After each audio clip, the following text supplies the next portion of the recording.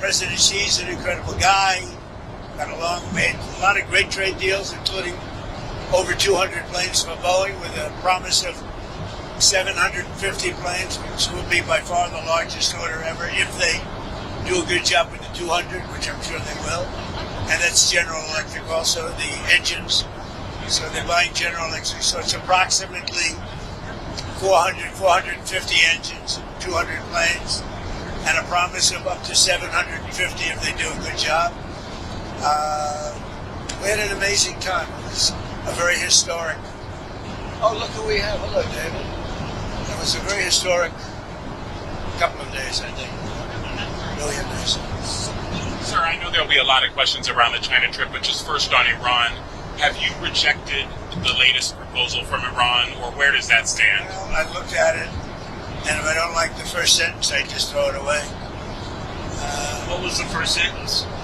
An unacceptable sentence, because they fully agreed no nuclear, and if they have any nuclear of any form, I don't read the rest of it. So 20 years is not enough for you. It's got to be a permanent. No, 20 years is enough, but the level of guarantee from them is not enough.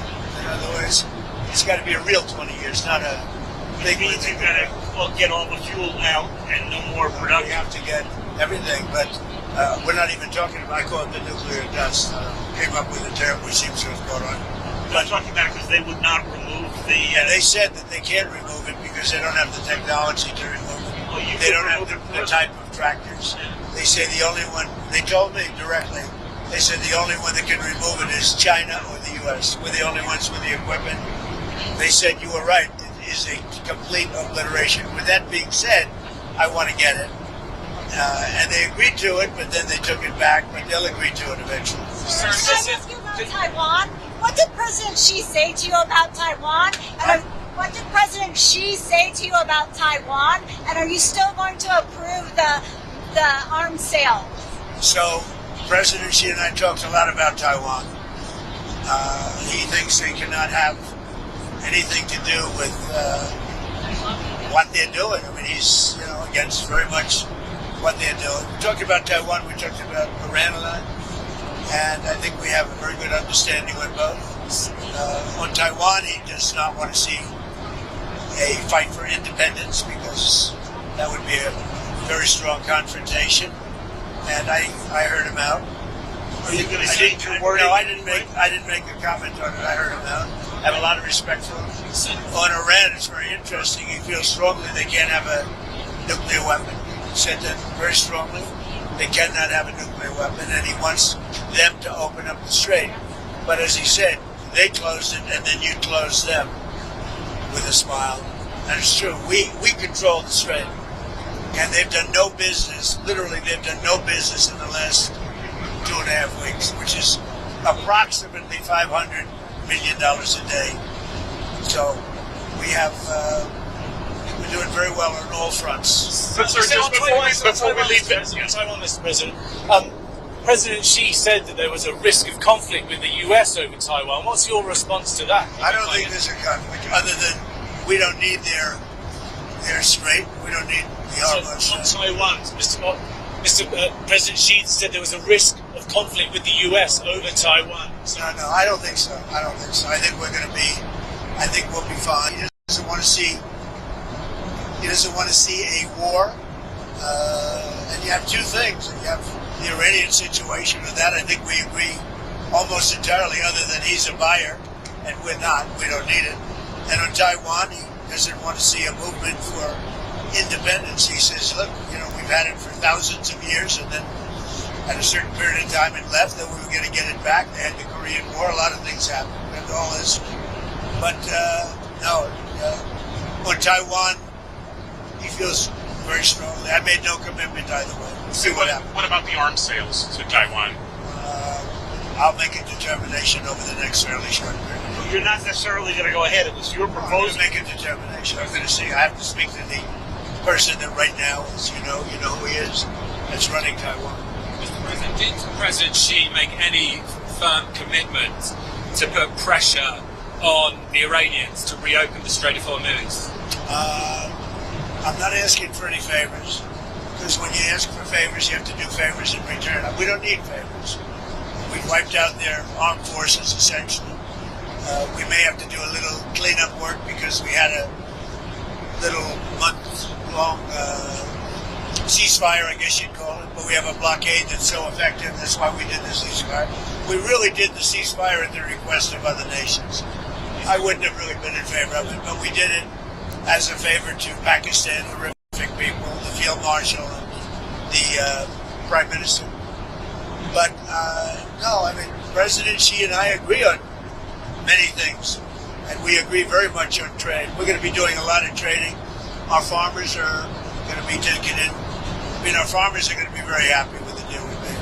Is your instinct that he will put pressure, that he will try and get them to Ask him to put pressure because I don't need favors. I think he will. I think automatically he'd like to see it opened up.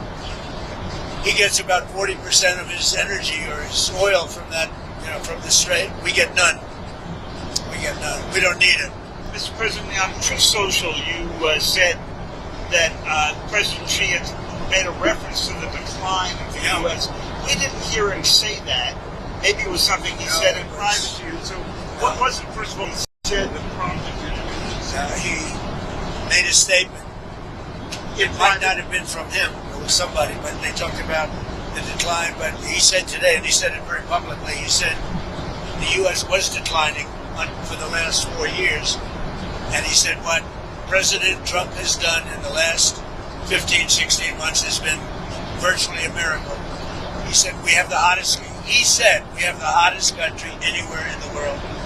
But he said that it was a declining country. Under Joe Biden, he said we had a seriously declining country, which we did, with people pouring in from all over the world, from prisons and everything else. He said what President Trump has done has been a virtual miracle. It's the hottest country anywhere in the world, and it is, yeah. On a different subject, on Cuba, there's reporting that Raul Castro could be indicted by the DOJ, I believe. What does that mean? Well, I don't want to comment on that. I'll let DOJ comment on it. But they need help, as you know. And you talk about a declining country. They are really a nation or a country in decline. So we're going to see. We have a lot to talk about on Cuba, but not maybe for today. Tariffs, Mr. President. Did you agree with President Xi to extend that year-long truce on tariffs? We didn't discuss tariffs. I mean, they're paying tariffs. They're paying substantial tariffs, but we didn't discuss it. Before I came along, it was the opposite. We didn't discuss tariffs. How come? It wasn't brought up. Mr. President, you said in January to us that you were going to bring up the expansion of their nuclear program.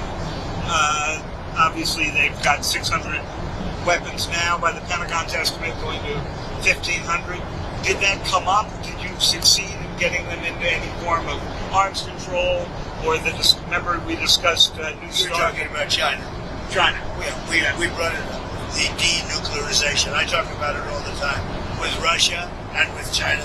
And it did come up. We did discuss it. And what did you conclude? I got a very positive response since the beginning. We're going to be together 4 times, potentially, this year. We have the G20, which he wants to come to, which I'd like him to come to. It's going to be in Miami. It's going to be in Doral. And it's going to be, I think, very good. Much more important if he's there. And so you have the G20. We have one that he has, as you know, in November, Right. in China. He's asked me to be there. I'm going to try and be there. And then we have another one on September, I guess, 26th or 24th, where he's coming into the White House. I'm trying to understand what it is he committed to, if he committed anything. Well, I don't want to say anybody committed, but we have a very good understanding. So are you the concept of denuclearization. Denuclearization, or just an extension Well, no, of the a denuclearization. In other words, building down. And you bring Russia into it also. But the concept of that is something that would be very good. Sir, can I ask about the political prisoners in China? Did you bring up with President Xi any of the political prisoners in China? Are any going to be released? Any progress? I think he's giving very serious consideration to the pastor. The pastor is said he's giving very serious consideration to that. What about Jimmy I discussed it. What about Jimmy Lai? It's a tougher one. I did bring it up. It's a tougher one. For him, it's a tougher one. What did he say about I it? understand it. For him, it's a very... He told me. I don't want want to mislead anybody. He said Jimmy Lai is a tough one for him to do. You know, they went through a lot, and right or wrong, they went through a lot. So he told me that would be a tough one. He said he's going to strongly consider the best. Sir, can I ask you two on technology? First, computer chips, advanced computer chips like the H200s that Jensen has. Did that come up at all with you? It didn't come up, but as you know, Jensen was there. He's an amazing guy, Davidian. And he would be inclined. You know, they have much higher level than the H200. But the H200 is good. China needs it. And so, yeah, it came up. They haven't bought it we so haven't far. much, no, because they chose not to. They want to try and develop their own. But it did come up, and I think something could happen on that. Okay. And then on artificial They intelligence, have quite a bit higher level. But the H200 it's a great chip. and then on artificial intelligence, what is it that you want to get done? Did you bring up? We did. We talked. You know, we're leading by a lot, but they're second, and they're very strong. And we talked about possibly working together for guardrails. And what And kind he's- of and he's guardrails? very- What kind of The guardrails? standard guardrails that we talk about all the time. AI is fantastic. So many things can happen in terms of health, and medicine, and operations, everything. Military, and so many things can happen, but it's also got some drawbacks. And we're talking about, we probably will. We're going to work together. We had a very good conversation about a lot of stuff. So biological, nuclear, Could be, cyber. yeah. Did you specifically discuss those risks? We discussed, I would say, almost everything you could discuss except for a reduction of tariffs. On Iran, Mr. President, just to be clear, I mean, what's next? Is the threat of the bombing starting again? How realistic is I that? don't want to say that. I mean, I'd like to tell you. I'd like to say on a certain hour, a certain day, the bombing is going to start. I don't want to say that. I can only say that Iran, I can say this with very, very strong conviction, Iran will never have a nuclear weapon. Not going to happen. What would the use They have be? no chance. What would the use be of repeating the bombing? You did it for 38 days. Well, no, we did. And you did not get the political changes in Iran. No, I had a total military victory, but the fake news, guys like you write incorrectly. You're a fake guy, and guys like you write about it incorrectly. We had a total military victory. We knocked out their entire Navy. We knocked out their entire Air Force. We knocked out all of their anti-aircraft weaponry. We knocked out all of their radar. We knocked out all of their leaders, number one, and then we knocked out all of their leaders in the 2nd Division, and we knocked out numerous of their leaders in the 3rd Division, and they're very confused. We've had a total victory, except by people like you that don't write the truth. You know, you should write. I actually think it's sort of treasonous what you write, but you and the New York Times and CNN, I would say, are the worst. So on another And war. you should know better than that. You know, you're a On a professional. subject- You know better. Your editors tell you what to write, and you write it. You should be ashamed of The subject of yourself. another war. Is there any I actually think it's treason. When you write like they're doing well militarily and they have no Navy, no Air Force, no anti-anything. By the way, we knocked out 85% of their manufacturing for missiles. We knocked out everything. We haven't knocked out other than one bridge, and we did because they misbehaved. But we have bridges we could knock out. We could knock out their bridges and their electrical capacity within 2 days. We could knock out the whole thing. And then I read the New York Times, and they act like they're doing well. And everybody knows it. That's why your subscribers are way down. You know, the Times subscribers are way down because it's fake news. Did you discuss Way Ukraine? down, way down. Did you discuss Ukraine at all with President Xi? And is there any movement on that? I did. What did you say? We discussed, well, it's one that we'd like to see settled. Until last night, it was looking good, but they took a big hit last night. So it's going to happen, but it's a shame. 25,000 people died last month. Yeah. Admiral Cooper of CENTCOM was asked yesterday about the strike on the girls' school on the first day of the war. Oh, it's under investigation. You're talking about the original. It was the only case of investigation at the moment into civilian I casualties. think we have a couple of things under investigation, but that is under investigation. Are you able to confirm yet that it was a US missile? Who you with? BBC for the radio. Fake BBC. You mean the ones that put AI in my mouth? The ones that gave me had me saying a statement that they now admit was not true. That the ones that put terrible words in my mouth and then had to admit that it was fake. The ones that are being sued now for $5 billion and don't know what to do. You're with BBC. They're another fake outfit. Yeah. About the deals in China. Did you get a deal on soybeans? You know, the farmers. Yeah, the farmers are going to be very happy. They're going to be buying billions of dollars of soybeans. Yeah. Well, we were talking about Britain, but Keir Starmer, the Prime Minister there, is in a lot of trouble. I know you were asked about this. Well, he's in trouble for two reasons: energy and immigration. He's very bad on energy. He should open up the North Sea. He's got a gold mine, and he should open up oil in the North Sea, and he doesn't. They have a tremendous value. You know, they buy their oil, a lot of it, from Norway. Norway gets it from the North Sea. Not as good an area as Scotland and the UK has. So they're paying Norway a fortune for oil that they take out of the North Sea. Do you think Starmer's going to survive as Prime Minister? It's a tough thing, unless he can straighten out immigration where he's weak. And if he doesn't start drilling and stop with the windmills all over the place that are causing havoc. They're causing havoc. Most expensive form of energy. They kill the birds. They're unsightly. They're ruining the landscape. If he doesn't stop with the windmills, he's got to do energy. He's got to open up the North Sea. You know, he's got one of the greatest oil finds anywhere in the world, and he's not using it. And I tell him that. He's not using it. Should he quit? The oil companies call me every day. Please, please, we want to go to the North Sea. He doesn't allow it to happen. Should he quit? I don't say that. I think he's a nice man, actually. But, I mean, I didn't like when we're going to send ships as soon as you're finished with the war. Well, we're sort of finished militarily, pretty much. But we, you know, David, we finished probably 70-75%. We didn't finish every one of the things. We'll go back and finish them off. Sir, and by the way, and more than that. you saw the reporting on the missile capability, missile launchers that have remained. Does that seem accurate to you? No, it's New York Times fake news. The missile launches are probably 80% gone. The New York Times said it's like we were hitting them like pinatas. The missile launches are largely gone. The manufacturing of missiles is about 80%, 80 to 85% gone.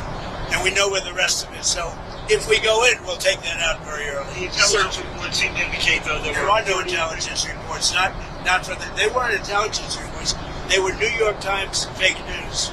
Sir, would you consider lifting the sanctions on Chinese oil companies that buy Iranian oil? Well, we talked about that, and I'm going to make a decision over the next few days. We did talk about that. Do you think Xi felt stronger in his dealings with you than he did the last time that you had a great relationship last time until COVID came along? You know, I blame them for that. I said it was Wuhan, and I was right. And you know, look, that was a strain on everybody COVID, and so it affected our relationship at the time. But we always had a great relationship before that and after that, and now it's as strong as ever. I mean, I went over to where he lives, which is something that rarely happens. Were you there? I don't know. it was beautiful. It's amazing. People have never seen it before. It's amazing, actually. We had lunch. We have a great understanding. You don't think he feels it's a very positive thing to have these two nations getting along. Mr. President, on Taiwan, you said you were going to check with the president of Taiwan. But the 1982 assurances that President Reagan gave said the United States would not consult with China on arms sales to Taiwan. So it sounds to me like you have consulted Well, I with think China. 1982 is a long way. It was? That's a big far distance You away. dispensed with that? No, I didn't say anything about it. But certainly, he brought that up. He talked about that to me, obviously. So what am I going to do? Say I don't want to talk to you about it? Because I have an agreement that was signed in 1982. No, we discussed arms sales too. And what's his request? We discussed the Taiwan, the whole thing with the arms sales was in great detail, actually. And I'll be making decisions. What was his request? But, I think the last thing we need right now is a war that's 9,500 miles away. I think that's the last thing we need. We're doing very well. Would the US defend Taiwan if it came to it? I don't want to say it. I'm not going to say that. There's only one person that knows that. You know who it is? Me. I'm the only person. That question was asked to me today by President Xi. I said, I don't talk about those He things. asked you today. He asked you if you would send troops, if you would He asked me if I defend them. I said, I don't talk about that. You tell him that. I don't talk. Did you talk